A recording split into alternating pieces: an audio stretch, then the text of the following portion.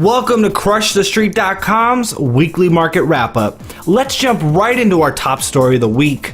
High-flying momentum names were given a thrashing, with the bearishness in this sector perhaps best exemplified by the sell-off of Twitter, which has lost over 17% of valuation since Cinco de Mayo. Like the festive holiday, the Twitter bulls' recent attempt at a recovery was largely ceremonial, bringing into question if the charm has left the social media sphere and what implications this has for the broader equities market. According to Bloomberg View, the main reason for the sell-off was the authorization for employees and venture capital shareholders to release their holdings to the public markets.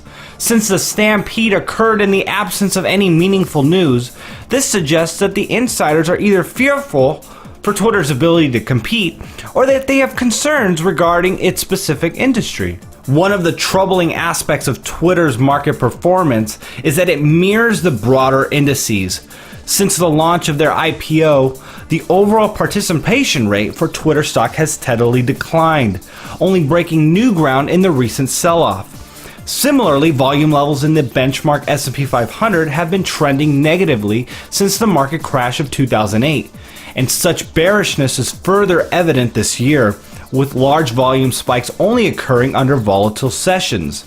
This suggests that under normal conditions, people are fearful of the market, and any signal that confirms this bias will likely lead to more aggressive sell-offs in the future. For now, those fears are put on a tentative hold, with the Dow Jones and the S&P 500 providing a mixed and disappointing performance, while the Nasdaq led the markets throughout much of the day Thursday, but sharply reversed course towards the ringing of the closing bell, ultimately shedding 0.4% of valuation. The embattled technocentric index posted 3 consecutive down days and is behind 2% for the week. Thursday's performance was in sharp contrast to the strength of the earnings season, with 68.3% of reporting companies from the S&P index beating earnings estimates, according to a report from CNBC. However, there is a growing concern with small cap equities, with the Russell 2000 index underperforming against its larger cap brethren.